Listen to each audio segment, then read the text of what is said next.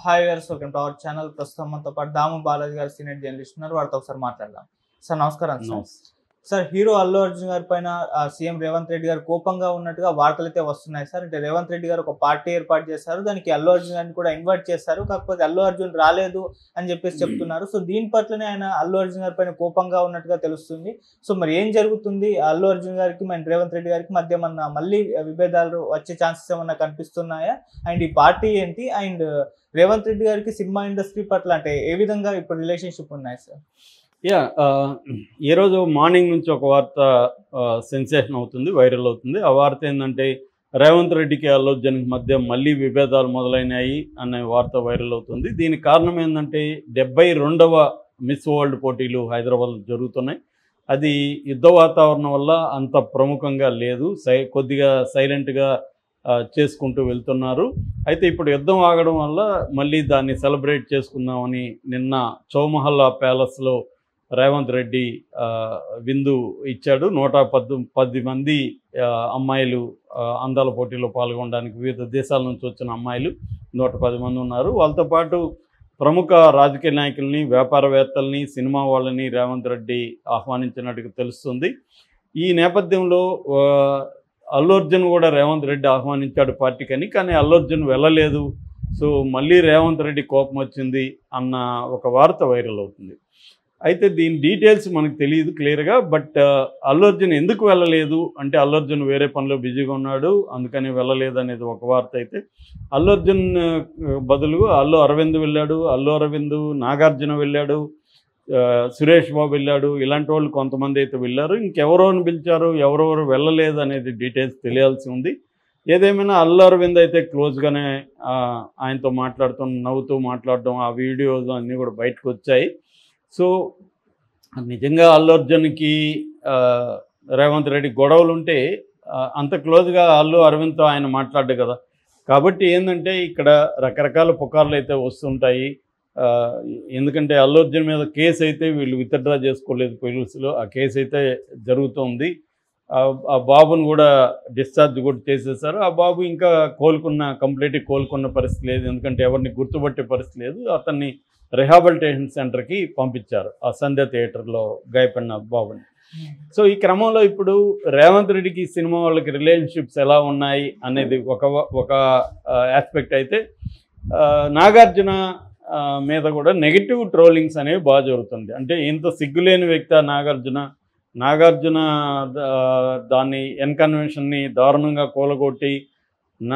కూలగొట్టారు ఒకటి. రెండోది నాగార్జున ఫ్యామిలీ మీద, సమంతని ఆయన కేటీఆర్ పిలిచాడని, పంపిమన్నాడని, సమంతని పంపించడానికి కేటీఆర్కి వీళ్ళు రెడీ అయిపోయి సమంతకి చెప్పారని, సమంత అందుకోసం విడాకులు ఇచ్చిందని డైరెక్ట్గా కొండా సురేఖ మంత్రి చెప్తే, అలాంటి కాంగ్రెస్ ప్రభుత్వం మీద పోరాడాల్సిన నాగార్జున సరెండర్ అయిపోయి ఆయనకి సెలవు కప్పడంతో పాటు ఆయన పార్టీకి వెళ్ళి ఆయనతో కూర్చొని మాట్లాడుతున్నాడు. నాగార్జునకి ఏమీ రోషం గీషం లేదా, ఎంత దిగజారిపోయాడా. ఒకప్పుడు వాళ్ళ నాన్న ఎన్టీ రామారావుని ధిక్కరించిన వ్యక్తి, ఎన్టీ రామారావుని ధిక్కరించి ఆయనతో చాలా కాలం మాట్లాడకుండా ఉన్నాడు. అట్లాంటి వ్యక్తి కడుపును పుట్టిన నాగార్జున ఏమో పక్కా బిజినెస్ మ్యాన్ లాగా వ్యవహరిస్తున్నాడు. ఎందుకంటే బిజినెస్ మ్యాన్లు అంటే ఏ ముఖ్యమంత్రి ఉన్నా వాళ్ళకి అవసరాలు కాబట్టి వాళ్ళతో ఉండిపోతారు. ఇప్పుడు మెగా ఇలాంటి వాళ్ళని చూస్తాం మనం. అంతకుముందు ఎలా మిగతా సీఎంలతో ఉన్నారు, ఇప్పుడు ఆపోజిట్లో ఉన్న వాళ్ళతో కూడా ఉంటారు. వాళ్ళ మీద కేసులు ఉంటాయి, వాళ్ళకి ఇబ్బందులు ఉంటాయి. కాబట్టి బిజినెస్ మ్యాన్ అంటే మనకు అర్థం చేసుకోవచ్చు, ఎందుకంటే వాళ్ళకి పెద్ద ఎత్తున ఇది. కాకపోతే నాగార్జున పరిస్థితి ఏంటంటే, నాగార్జున ఓన్లీ సినిమా హీరో కాదు. ఇక్కడ మన సినిమా వాళ్ళని గురించి అర్థం చేసుకోవాల్సిన ఏమంటే, హైదరాబాద్లో ల్యాండ్స్ లేకపోతే సినిమా వాళ్ళు ఈ స్థాయి సంపద అనేది సినిమా వాళ్ళకు ఉండేది కాదు. ఒట్టి యాక్టింగ్ మీద, సినిమాల ప్రొడక్షన్ మీద ఇంత 100 కోట్లు అయితే సంపాదించే పరిస్థితి లేదు. ఎందుకంటే ప్రొడక్షన్ అంటేనే ఒక సినిమా పోతే ఇంకొక సినిమాలో డబ్బులు వస్తే 4 సినిమాలు పోతాయి.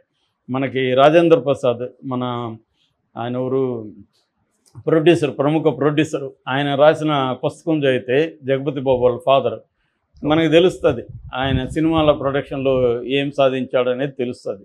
అంటే అలాంటి ఎందుకంటే ఇవాళ సినిమా ప్రొడ్యూసర్లు ఎవరు సక్సెస్ అవుతున్నారంటే బ్లాక్ మనీ ఉండి పొలిటికల్ లీడర్స్, పొలిటీషియన్స్ బ్లాక్లో సంపాదించింది వీళ్ళని ముందు పెట్టి వీళ్ళకి ఇన్వెస్ట్ చేస్తూ ఉంటే అవి అలాంటి ప్రొడ్యూసర్లే మనకి ఇప్పుడు సర్వే అవుతున్నారు తప్ప రియల్గా సినిమాల మీద ప్యాషన్తో తాము కష్టపడి సంపాదించిన డబ్బుల్ని ప్రొడ్యూస్ చేసి పెట్టిన వాళ్ళు ఎవరు కూడా కంప్లీట్ సక్సెస్ అవ్వలేదు. ఈవెన్ దగ్గుపాటి సురేష్ లాంటి వాడు కూడా రియల్ ఎస్టేట్ మీదనే డిపెండ్ అయినారు. వాళ్ళకంతా ల్యాండ్స్ ఇవ్వడం, అవి విపరీతం కాస్ట్లు పెరిగిపోవడం, దాంట్లో వేరే వేరే వ్యాపారాలు చేయడం, అలానే సినిమా ఇండస్ట్రీ నిలదొక్కున్నారు.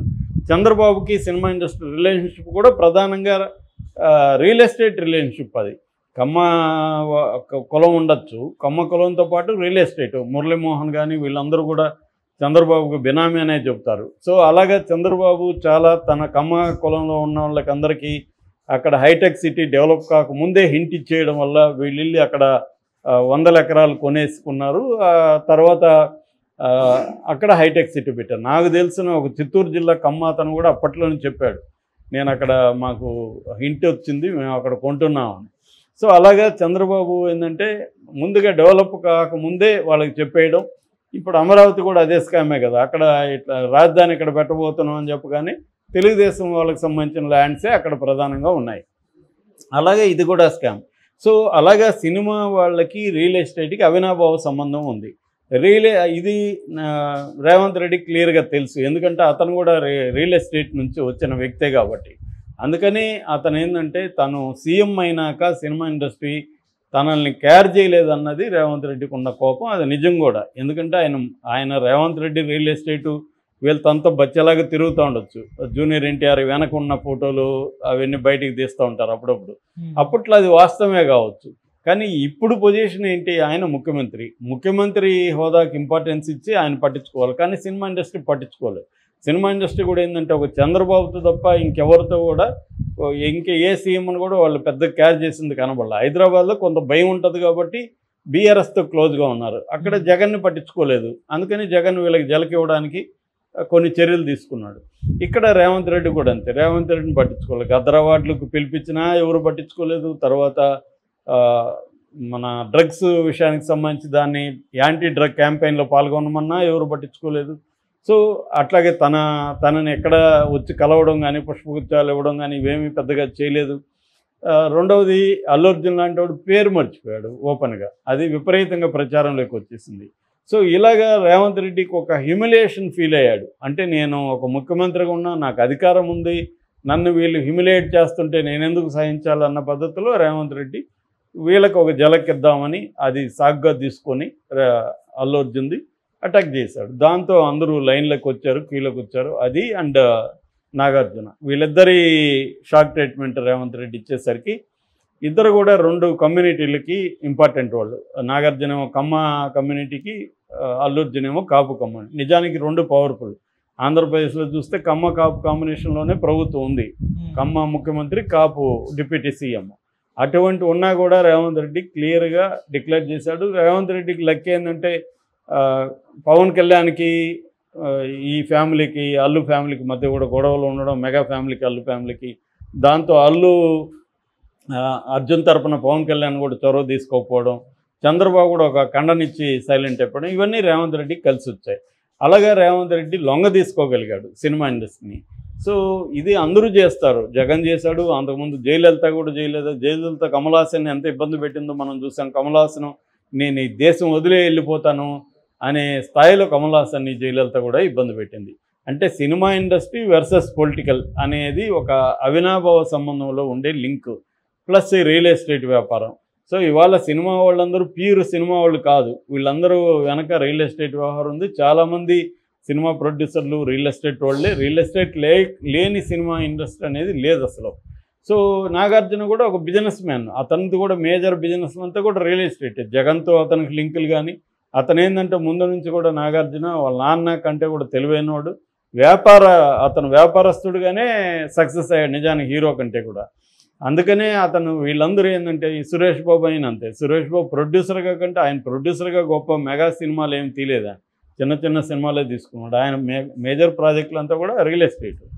సో అలాగా ఈ ల్యాండ్స్ తీసుకోవడం, ఆ ల్యాండ్స్ని ఏ పర్పస్కి తీసుకున్నారో ఆ పర్పస్కి వాడకపోవడం, దాన్ని ప్రశ్నించకుండా ఉండేదానికి అధికారంలో ఉన్న వాళ్ళతో క్లోజ్గా ఉండడం, ఇలాంటి ఒక సిస్టంలో సినిమా ఇండస్ట్రీ ఉంది కాబట్టి ఈరోజు రేవంత్ రెడ్డి కూడా వాళ్ళని ఇబ్బంది పెట్టగలిగాడు. మొత్తానికి సినిమా